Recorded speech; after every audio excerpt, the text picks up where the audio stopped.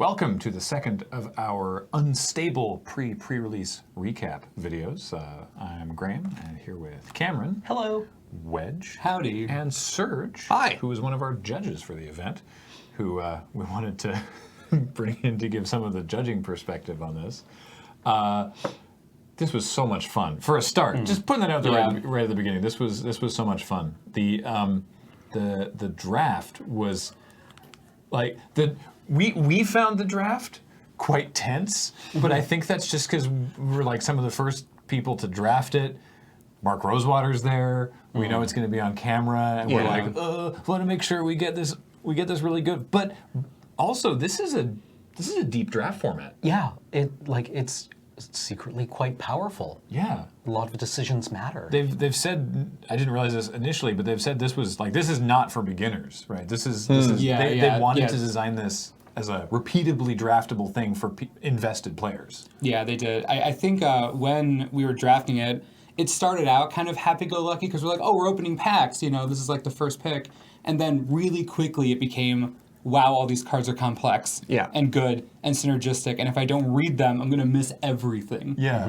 And it just became really intense really fast. I was pleasantly surprised. I like that there's three overall strategies, I guess, over the course of the format. There's contraptions, host augment, and dice rolling.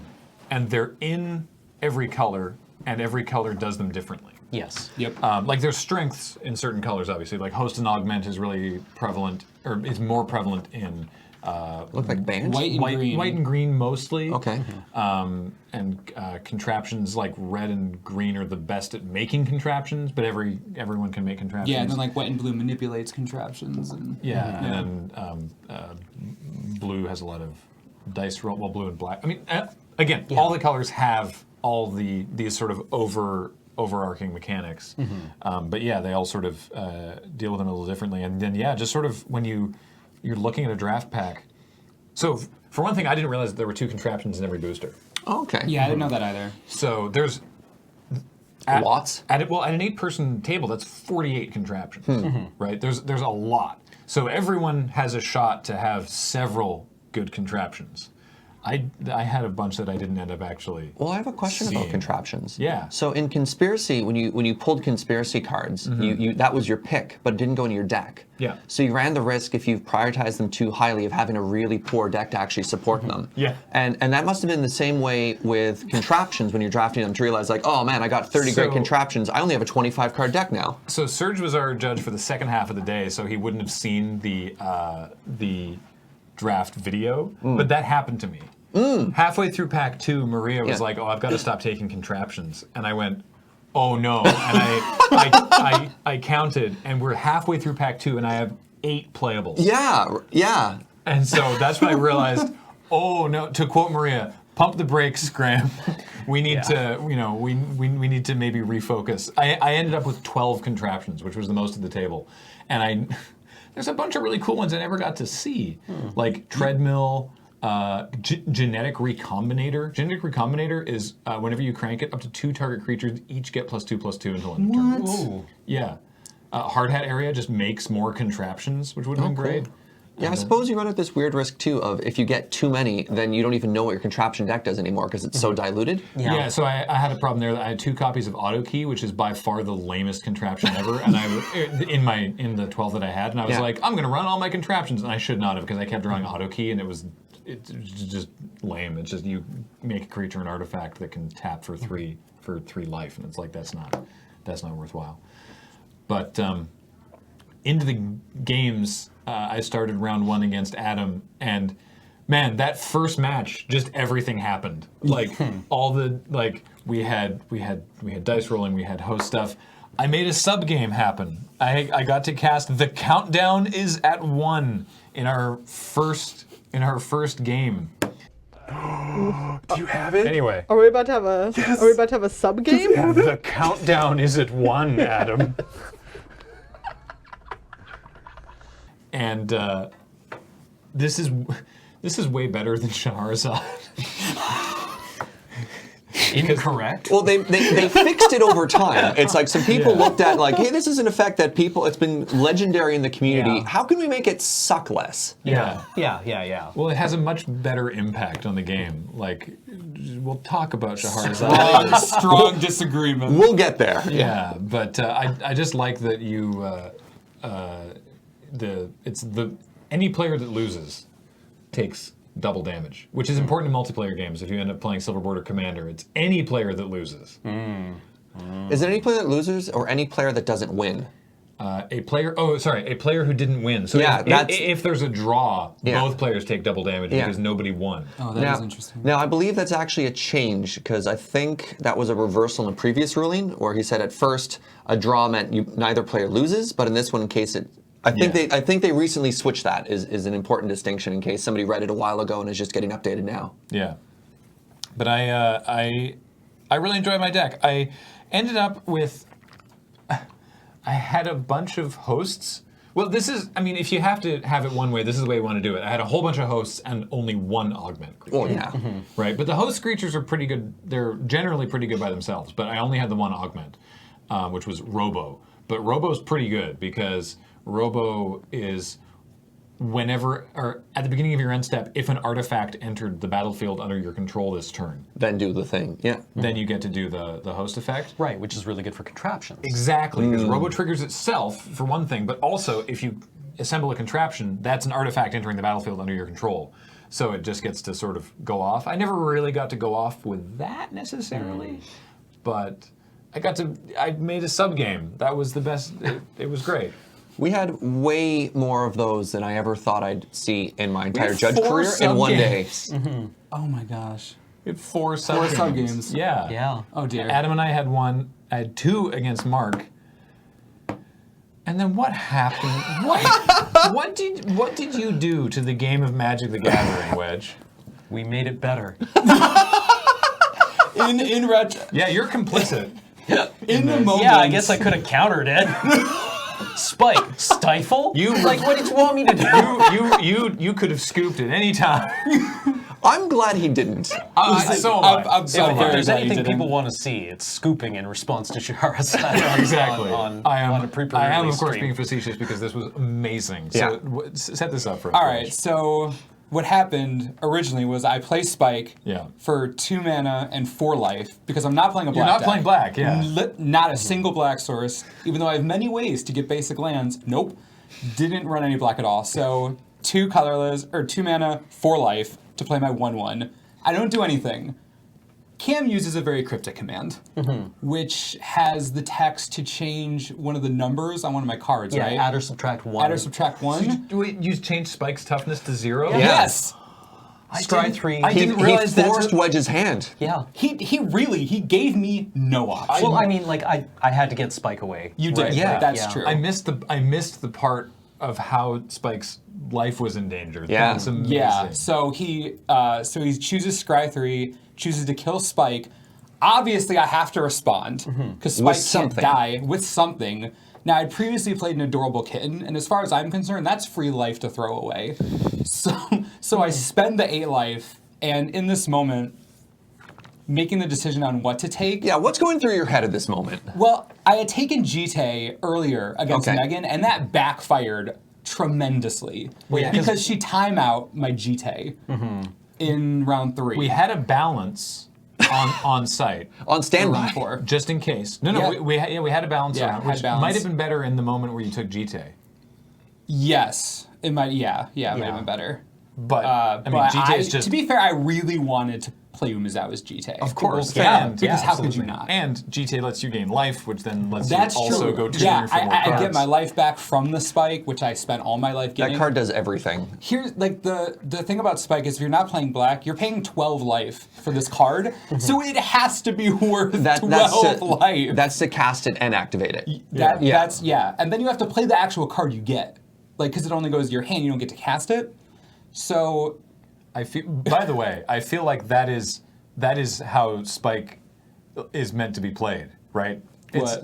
Well, like it's so spiky to see a card that powerful and be like, I'm not in those colors, but this is powerful enough that I'm willing to pay life. yeah. to no, that's do it. absolutely what it is. Right. Yep. It's running it in a deck that's not running black is like the most spiky situation you could be in. Yeah. A bunch of the after I drafted it and we spoke about it, a lot of the conversations I had that night were trying to figure out the optimal picks with Spike for paying 12 life. And it was just going through every iteration of every banned or restricted card to just try to figure out where that value is. And we landed on like Balance, Umazow's GT. Mark Rosewater suggested Zuron Orb. Oh yeah. Wow. Yeah, that's Like evil. Jace? Like Time Key is the like win the game combo. Well, you can get Time Vault. Time Vault is banned, but most of the untappers aren't. Voltaic Key was banned in Urza Block. Was it really? Yeah. But is it still banned? It doesn't matter. Oh, if it was ever banned. If it was ever If a card banned. was ever banned. Which my I didn't know original that. plan Yeah. was to take Angus Mackenzie because all the legends were banned, We couldn't find. but we couldn't find Angus Mackenzie. So Cam tries to kill my Spike, and I see the Shaharaz. It's right there. All right, Shahrazad is right there. I'm like, you On know the what? Loading Ready Run shelf. Some years Yeah. ago, we got sent to Shahrazad. They were like, I feel like you'll have a use for this. And we were like, what possible use are we going to... As You know it what? turns out, it turns out it was Wedge from the future It was me. mailing it back I sent it. in To close time. the loop. Yeah, exactly. Oh man, that would have been just long con. You're saying he got it from the shelf and then sent it to us Yeah. to Yeah. put on that shelf. Yeah, Yeah. yeah, exactly. Oh. Like the playing Shahrazad at that moment set a chain of events in motion. Like, we'll cut to the future. The post-credit scene will be Wedge picking the Shahrazad out of the ashes of the moon base, and being like, and nodding. It was just the in response, pay 8 life, hand me that Shahrazad. I was like, Kathleen, could you please give me the Shahrazad? And everyone's just like, oh no. Yeah. Yeah. I think my no. favorite moment was obviously not that you couldn't see it, but Paul was just Oh yeah, done. just with hands in his head. Well, I love you. You're like, hey, does the card reader read Shahrazad? We're all like, of course not. Why? Because again, sorry. the really important difference between Shahrazad and the countdown is at 1 is that the countdown is at 1, starts you at 1. Shahrazad is just a full game of magic at 20 life. Yep. Yeah. As soon as he called for the Shahrazad, I started like on sort of the other monitor. I started working on doing the alternate overlay. Right. Yeah. Right. Because I was like, Yeah, because you actually did like the photo negative overlay, right? yeah, was yeah. so That was good, cool. Paul. Yeah, that looks sweet. Which I was gonna say. By the way, the Magic TCG subreddit. There's they link to. It's like, here's Mark Rosewater wearing the Squirrel squirrel costume, outfit yeah. and all this stuff. There's just the link to the clip of you starting that game is just Wedge proves why he'll never be invited to another pre-release. Or why he will be invited to every. Yeah. Yeah. In response, I pay it life. Okay. Could you hand me the Shahrazad that's behind you? You monster! Well, I'm leaving, so So you get the Shahrazad. All right, okay. You start tapping your mana, and everyone's like, "Oh, here it is!" And I'm ready off camera with the playmat, and then you're like, "Better than 1." Better than 1. Okay, so yeah. So I get the Shahar. Like my goal was to do one stupid thing, right? In the whole just Congrats. one. My goal was to do one stupid thing, but then I get the Shahrazad, and I'm like, I can do Wait a better than minute. this. Yeah. wait a Yeah. minute. We can go deeper. Wait a minute. Yeah, no, like playing the cards that were printed in the set, that ain't stupid. That's just playing the set how It it's is. intended, It's just playing right? that. Yeah. You constructed, like, you went through the history of Magic and found the path, right? Like, just navigated the shoals to this, like, event. You know what would make Shahrazad even funnier is if I took someone else with me. Yeah. You know what's better than a Shahrazad? A Shahrazad that draws 14. Yeah. Right. It ended up being incredibly good, even beyond just being stupid. Using Better Than 1 and bringing Mark into it, and then using Shahrazad gives me two full hands. Yep. And 2 starting land the drops per turn. Yeah, 2 land drops per turn. And even though, because it's a limited deck, so I'm splitting my resources, even though I will deck myself in 6 or 7 turns, I have 2 players. Yep. So I'm just and you can augment on other creatures. So we're just throwing stuff everywhere. Yeah, so like I kept kind of like a slower, more controlling hand, hoping that I would be able to deck you. Yeah. And Yeah. almost got, because I think Mark was down to 1 card Yeah, in he was his down to library. 1, I had 2. And Yeah. you had a sneak operative, the one Yeah, that, that could have like stolen cards. yeah. Yeah. But like what got me in that game was like just bricking on the Hydrodoodle. Yeah, With the that was big. rerolls. That was really big. Yeah. Your rolls were like even not even just Comically that bad. game, just that whole round. Your rolls were not good. Yeah. It was but a like- it was a 1 and a 2. Yep, and then I so you rerolled cast, the 1. You cast Hydrodoodle for what is it? 5? No. 6. XX. For 6. Okay. Yeah. So you get to roll 2 dice. You rolled a 1 and a 2. Yep. And then you used to reroll. Yeah, the wall of fortune. And you get to reroll both of them. You One. reroll One. Reroll one okay. die. So I rerolled the 1 and rolled a 3. Yeah. And that was his best roll, really, Yeah. for like the whole round. Or no, I was gonna it wasn't say- a 3. It was another 2 because Yeah, at the end 'cause of it the ended up match being I plus wanted 4. to be. It was a 4 'cause it because was I a- was going to trade with the dragon token. I think you had that one was a 1. That was the time you rolled Snake Eyes then. You Yeah. rolled a 1 and a 1. Yeah, and yeah, then you yeah, rerolled yeah, it. yeah. Reroll Because it. it was right. Because you had the 5/5. Because then I used my humming camel. For those, I was running a host augment deck with stupid things like Better Than One and Spike, and sort of Dungeons and Dragons, just with a host augment deck. It was when I not? really epic punched Yes. your Hydrodoodle with my humming camel. Yeah. The Really epic punch. Fair card. 2 mana, +2/+2. Forever. Fight. Plus Yeah. 2/2 forever. Yeah. Not counters, just has it. I was gonna say I love that Mark Rosewater as on Rules Manager.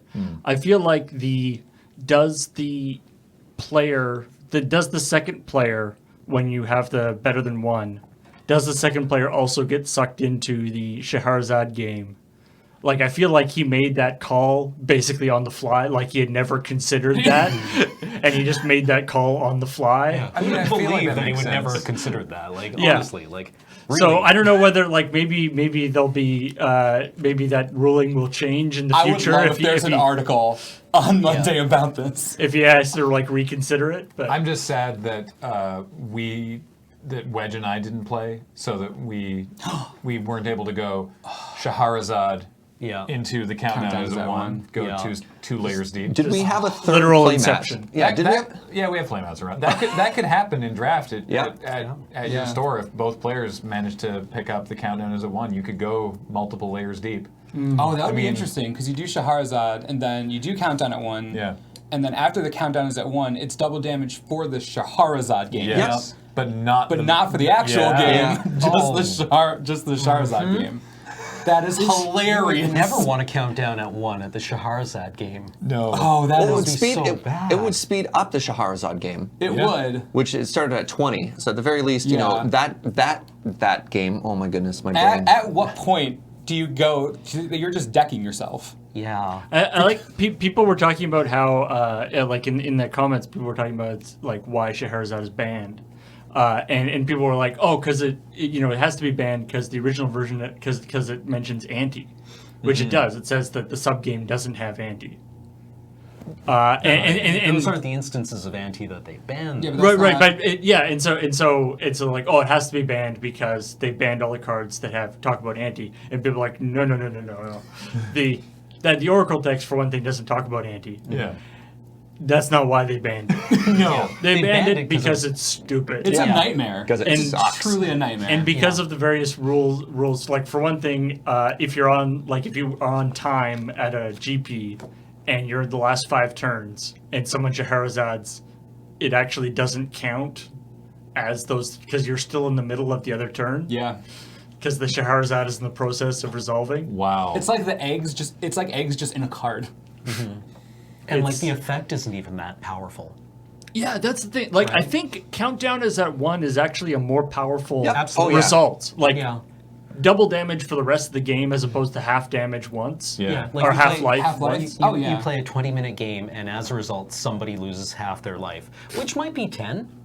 It could also be 3. Yeah. Yeah. Right? Yeah. In our case, it was 7, so. Yeah. Not bad. Yeah, not bad. Not bad. It was like getting hit by one of your augmented creatures once. Once. Yeah, that's honestly what happened. It was like, okay, as a result of that, I did not block one of your creatures virtually. Right? Like it was. Oh, it was I had so a bad good. moment in. I just remembered in our first match where I tried to. I was trying to A, stay alive, and B, kill Adam, who was taking double damage, having lost the subgame.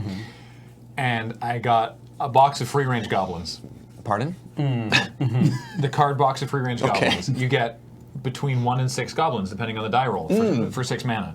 And I just needed a few. 3 would have been great, because then I could have blocked with 1 and swung, and he was at 4, they would have each done 2 damage.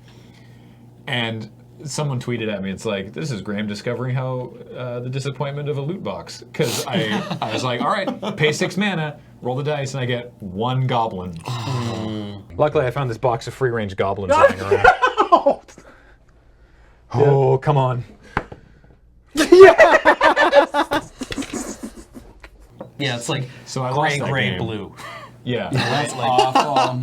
Woof. And your blue is like 50 currency. Yeah. However, that was not the biggest blowout on me for the day. The biggest blowout, for the record, I have never been got so hard in all of my history of Magic. Yeah. This was an utter obliteration. I don't think anyone has, just to be fair. This was bonkers. You had to leave the room. I know.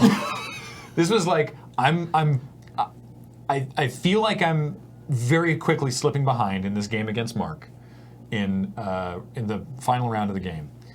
And I said at the time, it is both the strategically correct thing to do and the fun thing to do. Because we've been talking all day about like, well, there's the correct play, but then there's the fun play, and what do you do with when you're playing, when you're playing an unset?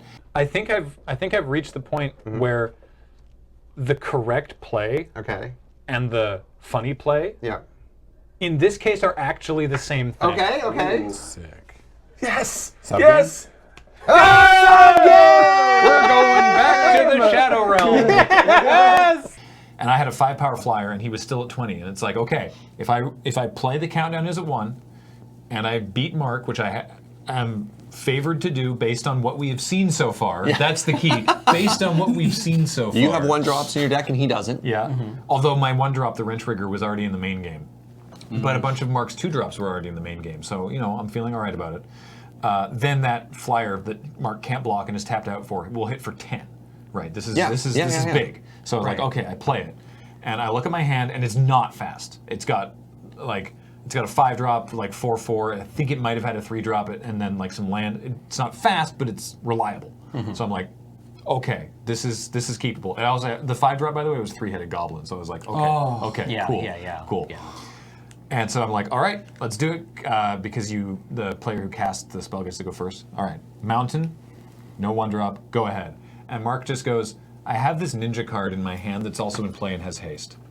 I'd like to reveal the ninja! What's that mean? It means it's in play, or I should say, it's both in my hand and in play, and he has haste! Oh no! Oh no! Are you kidding me? So the no permanent kill! The in the hand kill!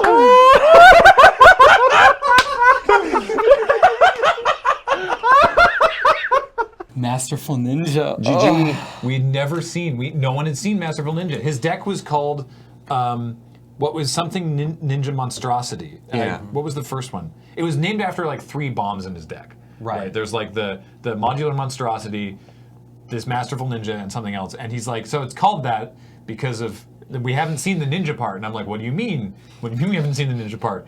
And this card, I didn't even know this card existed. Yep. It's a card that is both in your hand and in play at the same time, and it has haste. So he doesn't even need to play a land. He just goes, this card's in my hand, I attack you with it. It's like one of those vintage turn 0 kills. Yeah. I was just like, Mountain Pass. He's like, okay, cool, you lose. I'm like, So funny, I actually wanted to make a rules video about that card because it exists in 2 zones at the same time. And I was just like, what a mess. and I was like, you know what? It's pretty narrow. I don't want to do individual cards unless they're really big. So I just won't talk about this card. Will it come up? I mean, even if you'd made that video, I probably, like, even if I knew the card existed, I wouldn't have been expecting it in that moment. I mean, you can't be. His plan, by the way, was to mulligan aggressively until he got it. It makes sense. Seems right. Yeah. Well, That's a good point. Yeah, because it wins you that. If I don't have my one drop, which he knew was already the- in the main game. Yep. It just wins. Yeah. And at first, like I was at the back of my mind, I was thinking that did he hold the ninja in his hand, knowing that you had the countdown is at 1? But it's like, oh no, of course that wouldn't have worked because you draw a new hand, so he must have top decked it. He did. He drew it in his Amazing. hand of 7 in the subgame. Yeah. Just got there. Which was. Little did you know. Yep. So I lost that game because I did the same thing that Adam did earlier, where I was like, yeah, okay, I don't block, and he's like, you know, you're taking lethal right now, and I'm like, let me block.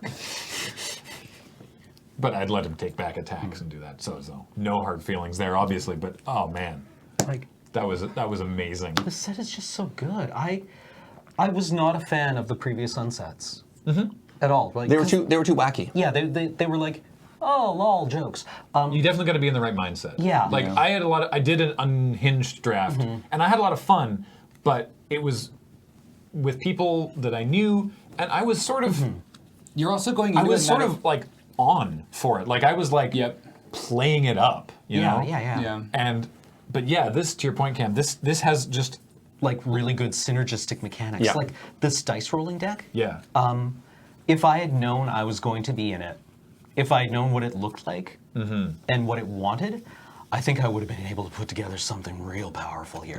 Because like The 3 willing test subjects is it curves really good. so nicely, and the payload with Hydradoodle. Hydradoodle's at rare. You might see one. Yeah.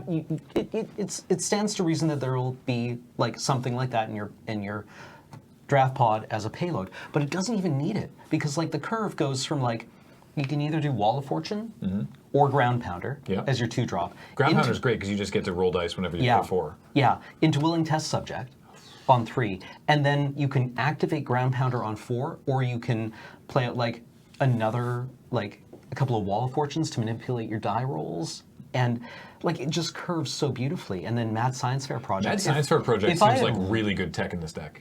Yeah, because it's a dice activation. For free.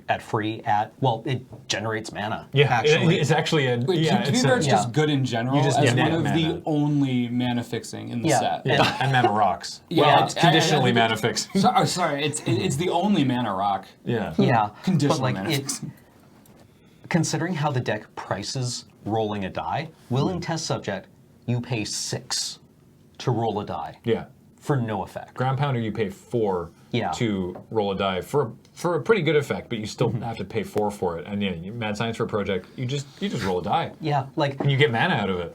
the existence of synergistic decks at Common and Limited is the reason why I loved Kaladesh Draft, because there were 2 of them. There was the blue-green Puzzle Knot deck, Yeah. right, where it just wanted to like bounce puzzle knots and make energy, and then use the energy to make Thopters. And then there was the Gremlin deck Yeah. that wanted to play the white puzzle knot to feed the Atog Gremlins and the Fire Weavers, Yeah. and the guys that got +2/+0 and Trample when they came in. And those like the Atog was rare, but like everything else was at Common. And it just felt so good to assemble these machines from just what people were passing around, and you could feel confident of getting like 3 of each card. Yeah. And they were really consistent. And like this just makes me so happy because this is actually like reasonably powerful magic. I'm so bummed that this is absolutely impractical in every way to get on Magic Online because I just want to Yeah. jam Yeah, these I just want to drafts. draft this real Yeah. bad. So the funny thing about what you're talking about here, about how good it all worked out, is before playing the set, going into an unset, it was a nightmare of mine to have to judge this event. I bet. Because, to explain the joke, the reason why a lot of these cards is funny is because it subverts some of the low rules of Magic. Yeah. And so when I'm imagining the judge calls I'm going to get, it'd be like, how does this actually work all the way down? And I'm like, all right, I'm going to need a stack of paper and my phone and about 20 minutes, and I'll write you an essay on why this is funny. What was the weirdest thing you had to deal with at the event? The event was fine. The event went super, super well because all the cards are intuitive. And one of the things I'm so impressed with this set is they managed to make it funny. Like everyone gets the jokes if they've played Magic, and you just get how it works. So this is an example, I guess, Mark Rosewater was talking about Super Duper Death Ray. That trample on a burn spell categorically does not work in the rules, but everyone understands what that means. So here's another example. There's the 6-mana rare black card that I believe it's an enchantment that you can graveyards fight. when you're attacking your graveyards fight. And there's a bunch of cards in Magic that pump an attacking creature. So technically you could intuitively, when you're playing a paper game, target one of your attacking creatures in your graveyard. That's fighting 2 things. That just doesn't work. You can't target a creature in your graveyard with a spell unless it specifically says that. But all of a sudden that combat trick would work when you're playing an endgame, and you just kind of let that happen, It's like when and it's great. the Eidolons in Theros block, right? When it was that they had to do this whole rule that the bestow mechanic was like it goes on the stack and you target this thing, but if they remove the thing, it goes back to your hand, and it's just like It this just goes whole into play, complicated rule. But the shortcut was it works how you want it to. Just let the game be how we want it to. It works the way you want it to work. No, honestly, all of the technical questions I got were 2-headed giant questions. Back your hand. Were Wedge and off. Mark, because Mark's being hey, this says whenever the hummingbird, if I attack with 2 or more creatures I control, it's like, does that count with me and Wedge? Like, no. It's still only your creatures. And then augment, can I target? You're like, yep, you can target your teammates' creatures and all these weird stuff. You're like, oh, great. That was the hardest part to judge. The single hardest thing to, while I was writing the judge script and I had to figure out how all the rules worked, I think the hardest thing I had to answer was where does your component deck go? Or your contraption deck go? Right. Because it's very clear that it's not on the battlefield, and I had to tell somebody where to put it and not be wrong. And because the set is so fun and so flavorful, you're just like, you have a deck, you have these like 3 lanes, the sprockets, and they all go. But I'm like, where does it go? Turns out, sort of wherever you want to make it. No, fit. exactly. And it's like the artifacts have to be on the battlefield, the deck isn't, and I'm like, this is a nightmare. Well, the deck is the way that we did it anyways. The deck is physically on the battlefield, but not mechanically on the battlefield. Right? Yeah. So those were the things that I struggled with. As far as actually playing it, it was a dream. It was so easy. I just got to sit there and have fun and watch people play powerfully hilarious Magic. Yeah. So there we go. Oh, yeah, I was going to say something that I noticed, and like especially with your deck, Graham, where you did draft the contraptions quite highly. Yeah. Is that even in that case, you didn't really end up with like this crazy contraption thing. Like your contraptions still seemed like kind of like they were just kind of a handy bonus. It didn't actually, like, I feel like maybe in the drafting, we sort of as a whole undervalued the things that assemble contraptions. absolutely. So even like the people who were heavily drafting contraptions didn't draft enough assembling That contraptions. was 100% my problem. I passed too many riveting riggers, which let you put contraptions together. I just flipped through now. I had 4 cards. Oh, wow. And Total, 15 that contraptions. assembled contraptions, and one of them was Steam Flogger Temp that is 6 mana and tap to do it, and one of them is Aerial Toastmaster, which is 4 mana and sack an artifact to do it. So really, Wrench Rigger was the main way that I assembled contraptions. In fact, Wrench Rigger and then recycling Wrench Rigger with the disposable lackey contraption seemed to be the main way I did it. So I definitely, part of it was that during the draft, I saw the Work a Double card, which is it's 2 red, you make 2 contraptions, and I looked at it and thought I should take it, and then found a better card in that pack and took the better card. And then later I saw another Work a Double and was like, no, I took that one earlier. And after the draft, I realized that I was way light on assemblers. Neither, yeah. So I definitely effed that up. So watch out for that. I was going to say, like, I don't feel like we, during the draft, like, or during the gameplay that we streamed, that we really saw like a full contraption deck really go off. No. I would love to see that. Well, I think this is similar to what... Sorry, Cam, go ahead. The contraption assembly that I think is the most interesting is the white sorcery that sacks X contraptions and then assembles X+1. Yeah. Oh, interesting. So you blow away all the contraptions in the sprocket that you've just activated. Yeah. And then you assemble that many more in the next one. The next one. Cool.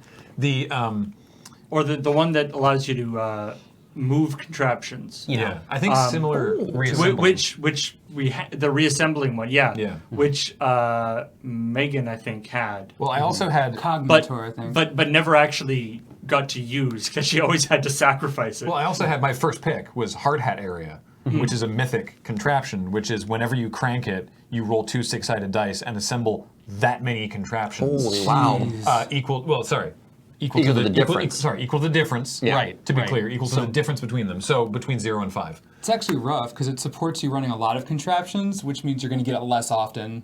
Yeah, It's kind of sad. But I think it's similar to what Cam is saying, in that now that Cam knows what to look for in the dice manipulation deck, right? Like now that I know what cards I need, like I should have been taking Wrench Rigger way more highly. Wrench Rigger seems like an amazing one. Yeah. It's nuts. It's a 1/1 for one that gets you a contraption. Like Yeah, it's like Especially one since for some one of the that draws a contrap- card, right? Yeah. Yeah, basically, yeah. And like some of the contraptions, like it's considering that some of the contraptions are delivering an effect that is like maybe like even like 6 mana type effect. Like some of the effects that that contraptions do would be worth a ton on a real card. Getting it for 1. Yeah, it's not even draw a card. It's more like Cascade. Yeah. Though I will say, Yeah. like, there's 6 cards in my sideboard that I'm not running. That's it. That's the value in picking lots of contraptions, is that you get to run so many picks. Really, I shouldn't be running either of the auto keys, but The other thing is that you can just pick up contraptions, even if you don't have many assemblers. Oh, yeah. Because there are ways of playing your opponent's cards if you're in blue or black. And if you hit their assemblers, you have lost nothing there's absolutely no downside to bringing like to just- one contraption. to being like, yeah, I have a contraption deck. It's Actually, just these two. that's what Adam did, right? He just had the one contraption, which was the super powerful Bitter Blossom Oh, one. yeah, Bitter Blossom. And then all you you don't even if you get one good contraption, you're not even tied to contraptions. You get that one good contraption, get like a few assemblers. Yeah, I and think he then had like 2 or 3 guys that could assemble it. Well, yeah. Kathleen had the card it's just a kill spell that you bonus. It's just like 6 mana destroy a creature, which is kind of great, and then bonus you get a contraption. Yeah. There's no reason not to have one. You know what I love most about contraptions? They are not silver bordered. No, they're not. Yeah, All the assemblers are silver bordered. Currently. The contraptions themselves. There's currently no way in normal Magic to assemble a contraption. what about Steam Flogger Boss? Potentially. Steam Flogger Boss doesn't assemble. Yeah. Oh! Is when you assemble an extra one. Or if a rigger would assemble. Yeah. Oh, okay. Sorry, I couldn't actually remember the word on that. I just remember it had the word contraption on it. Who knows? I am really looking forward to what that could look like in Black Bordered Magic. Like, a lot. Me too. Because like the ones that work, maybe they get reprinted if they ever decide to print contraptions in a real set. Yeah. Right? Like the Midlife upgrade, by the way, is that white card that Right, yes, allows you yeah. to Midlife upgrade. yeah, it's to sacrifice a bunch of contraptions and then assemble that many +1. So, in summation, this set is great, and this was super fun, and we were really happy to play it, and you should definitely play it if you get an opportunity. And hey, thanks for joining us, Wedge. I'm happy to be here. This was great. Yeah. So best game of Magic ever. yeah, Easily. Not even close. That was nuts. the 1.5 headed Yeah.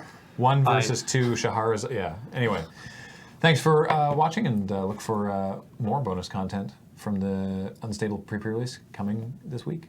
Shell Offense 1-4.